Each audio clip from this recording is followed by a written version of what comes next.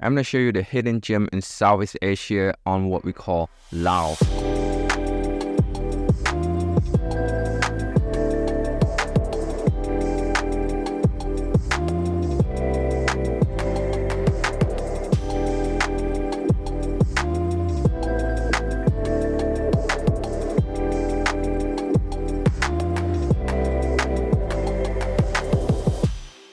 I feel like this country is one of those countries that been hiding under the shadow of giants such as Thailand and Vietnam. As Cambodian living in Thailand myself, this country shares so much culture and language when it comes to Thailand and Cambodia. And if you're interested to visit this country someday, make sure that you check this video out. Until the end, we're going to give you some helpful tips on what food to try, what activity to do, what place to go to, and how to navigate this country safely. So my journey began at this city called Luang Prabang. I landed from Thailand, Bangkok directly here. This is one of the most well-known touristy area in Laos. People are going to be speaking English over there, so don't worry about that. People are also accepting US dollar, Chinese yen, alongside with their local currency, so you wouldn't have any problem there. And also surprisingly, Thai baht. People are accepting Thai baht as well, so just keep that in mind if you're visiting here from Thailand. So the first thing that I do, guys, is that unpack in my hotel, get a tuk-tuk, and really just do a 360 around my hotel. And there's a couple of street food that I see that is quite unusual there. I never seen that in Thailand before. It seemed like to be a little bit of a spring roll and then some dry squid or whatever that is. Really don't have a clear clue or the name. I will try to get the name later in the description. Make sure to check that out. But this is a foreign food to me, having been living in Southeast Asia for quite some time. To actually well explore the area, I would recommend that you rent a motorbike. It costs around $10 US per day. You know, that's alongside with insurance, helmets, and all that stuff. I get myself a bike or what you call a scooter and really just try around. It's really getting you to explore the area with your brain, navigating the street, seeing sign, recognizing local area, rather than just hop on a taxi and then look at your phone. The next place that I like to invite you to explore is this Luang Prabang Viewpoint. It's probably one of the highest viewpoint in that town. You can see here, the view is amazing and people normally flood to go there during the sunset, and you can see a clear sunset. And the best part is that it's located right next to the night market. So after the sun is set, the night market downstairs just automatically open, and it have gift, artwork, obviously street foods, and you know, a lot of other interesting things that is local to the Laos people. Now, just quick tip here, guys, if you are a foreigner and you look like a tourist and you're exploring this night market, this local night market, make sure that you try to bargain it out. Mostly 90% of the time they will give you a discount. If you ask for the discount, simply the price is really made up on the spot. There's no price tag, there's no barcode or anything like that. What I did is that, you know, in the town itself, because it's a tourist town, you know, you can walk around the city center and really people are selling tour, whether it's elephant tours and all that stuff, kayaking tour. You don't really need to plan ahead, right? You could just buy tour and do all of the stuff right then and there and really just see how you feel. And that's exactly what I did. And the next morning, the weather looked like it's going to rain, and I just explored this morning market. I was arriving there quite late, but it seemed like to be a very fresh, raw market. There's a lot of stuff that I have no comment on, such as live fish, live lizard, live snake. Those animals are still alive, so no one is cooking anything, and the one that they cook, they just prepared right there on the street. So I definitely not gonna be trying any of that. Just not feeling that risky at the moment. And yeah, and I get myself a little bit of a pho here. As you can see, it's kind of like Vietnamese and Cambodian style here. I like that Laos actually selling this pho that is quite different from Thailand. And FYI, pho is PHO, which stands for noodle soup. And with the help of my motorbike, I stopped by on the side of the street and find this empty hut and just really help myself take an afternoon nap. And this is why it's so great to actually have your own motorbike rather than a taxi. The next thing, as you can see here, we'll move on to my elephant tour. Now, it's very hard to actually take any video or photo because you have to change to their conform clothes. So what I did is I took my GoPro with me, and I really don't have my phone because this really will get wet soon. So you must say this is really not ideal for the elephant, especially sitting at its necks and all that stuff. But trust me guys, if you live in Thailand and Laos long enough, this sort of thing is everywhere. I'm not saying it's right to do it. It's just that having a bath with an elephant is something unique. I just never tried, done it before. And the elephant look like they're happy. They look like they've been well taken care of. And you can see here we actually go with the groups, and the elephant go in and shower. It looked like the elephant itself having a good time alongside with the tour guide. What I like about this group is that they never use any pointy stick to actually poke at the elephant, because I would forbid that. I would not be okay with that.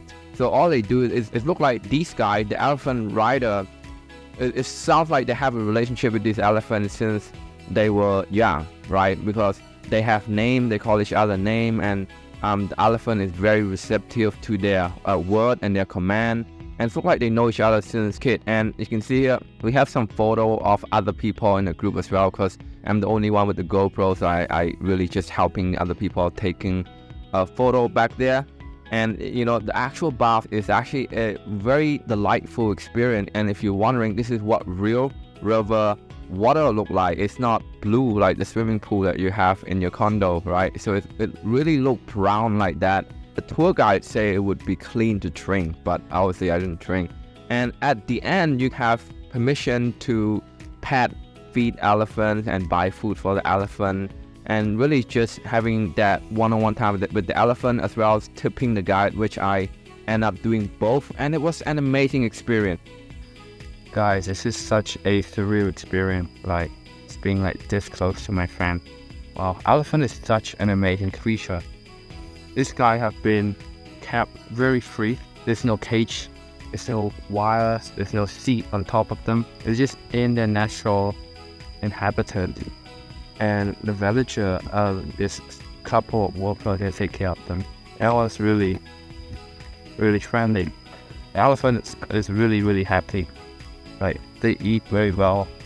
Afterward, we just hopped into this boat ride back to the mainland and having a chill afternoon. I do not have the link to this particular tour guide, but like I mentioned, just walk around the city center in Luang Prabang.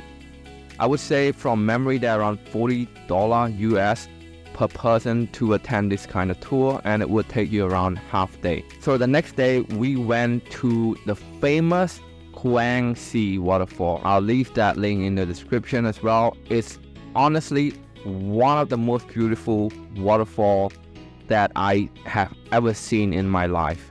Okay, and I travel a lot, guys. Like this waterfall is magical, and like the community and the local and the government have done a good job taking care of it.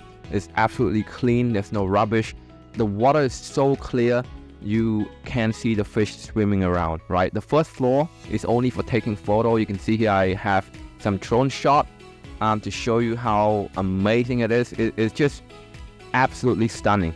I have no other word to describe it unless you go see it for yourself. One of those waterfalls that have many levels. You can walk and you can hike and you can take a dip and a cooling swim on the upper level, whereas they're more porous to swim. And again, like you can't bring food or any water. And please make sure that you don't leave any rubbish or any trail behind, because the nature over there is absolutely amazing. And you can see here I'm just having a good time, making some friends with some tourists over there, and really just enjoying the waterfall. And really you're just swimming with the fish. There's no other better word to describe it. And just because in Southeast Asia the weather is hot, having this cool bath, cool swim is really absolutely refreshing. And later on the night, you know, as the city that been surrounded by water, they always have this boat tour. The one that I booked typically don't have any food. It really is just for riding the boat and enjoying the cruise. But there's also a boat that including food in the ticket, also drink as well. And really just want to spend the night there watching the sunset, really enjoy the boat cruise. It was 2 hours long and it was absolutely amazing. And they do something special on that boat. I think they have a tank of fish that they catch. This is probably local tradition. They will release the fish and then they will make you write a little bit of a wish, and then they would drop that wish inside a tank alongside with the fish that they release, making sure that your wish is gonna come true. That was something new, something unique. I enjoy that. We moving with this Chinese built speed train. It allows us to get to the next city, right, without going by car. That would have taken us 3 hours. It would have taken us 30 minutes here by the train, which will land us to the next city that's called Vieng. So after checking out of my hotel, I go straight to the city center and book myself some tour. The city known for activities such as kayaking, water rafting, hot air balloons, and all that stuff. I end up doing a few, which I'm going to be showing you in a bit. We're going to start off with water rafting. Obviously, I don't have too much footage over there. The cave was dark, and I obviously can't bring my phone because it's red. And it's just really hard to capture anything, but it was fun. I would highly recommend it. I would say that is around $10 USD per person. And then we'll get on to our zip line. It was also fun. You can see here the view is amazing. And then we'll move on to kayaking. And yes, I'm doing all of that in one day. Kayaking was also amazing. It was really hot. Make sure you actually wear long pants, long shirt, and bring in sunscreen and sunglasses. Really hot, but the view is stunning. The view is stunning, and the water is super easy to kayak. As you can see here next to the kayak, you can visit one of the famous lagoon. With this city, they have maybe 6 to 7 natural lagoon. They call it Lagoon 1, Lagoon 2, 3, so on and so on. This is the first lagoon that I stumbled upon. Some of them is very touristy, some of them have no people in it, and you just have to pick one. I end up visiting 4 out of 6, I believe. They are very worthwhile, and I actually get to try the most adventurous thing in my life, which is paragliding, as you can see in the video. Yeah, I mean, it really just riding a plane without any window. You could feel the air on your skin, and and your captain is right behind your back there, and you can't really speak to each other because he don't understand English, and the wind sound would just not carry around. So I managed to bring my GoPro on board. You can see some short here. We're flying quite high over some mountain top. Okay, it was an amazing experience. I didn't end up throw up like I was doing skydiving in Sydney. However, I wouldn't do that again. It's just so risky looking back at it right now. Next morning, we have to wake up early and try this hot air balloon. Wow, good morning, guy. Look at that. Beautiful sunrise. Guess what we're gonna do next? Okay, so it's quite early on because it's getting really hot with the sun. So the hot air balloon will cost you around 100 USD per person. Again, if you're watching this in the future, price may change depending on tourist season. You can fit around 7 to 8 people per cabin. And the one that I'm going on is quite small, right? We only have 6 people or 7 people on there, and we really just amazing experience. To give you an idea, it feels like you're taking an elevator, right? It's going up very slowly, so it's not that scary. It's like an elevator that ascends upward really slowly, and you get to see this mountain top. And it's not as scary as the paragliding experience. Fortunately, the only downside that I would say is quite hot. It's really hot because in using fire to fuel the hot air balloon, you could feel it in your face, especially when the sun is coming up around 8 to 9 a.m. When we're finishing that, we're gonna go take our bike and grab ourselves some food and continue to the next place with my motorbike to Nam Say Viewpoint. Okay, now this is very famous, this iconic viewpoint with this motorbike and with Laos flag. If you literally Google the word viewpoint in Laos, this is probably one of the things that pop up with a picture of someone with the motorbike with Laos flag. I managed to get myself a shot of that. It's really hot, guys, because it's open in the field. I managed to fly some drone here to see the viewpoint. It was amazing. It takes about an hour to hike up. The level of hiking is quite easy. Unfortunately, there is no motorbike or car route to go up. You have to hike up, but trust me, guys, it's definitely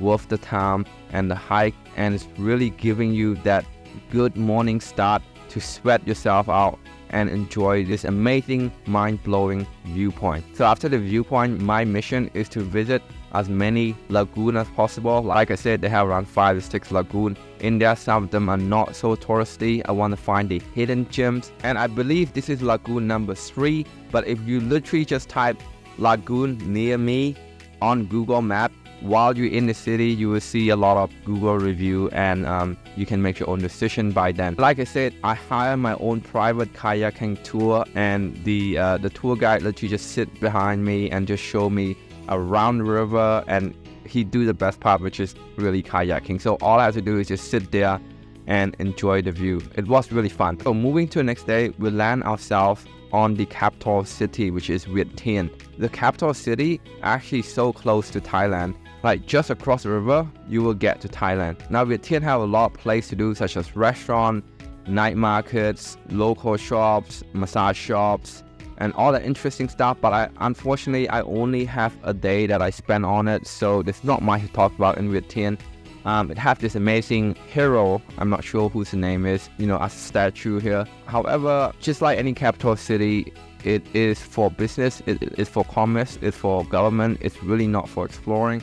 So I was there for only to sleep and then fly out back to Bangkok the next morning. So if you enjoyed this video, make sure that you give it a thumbs up.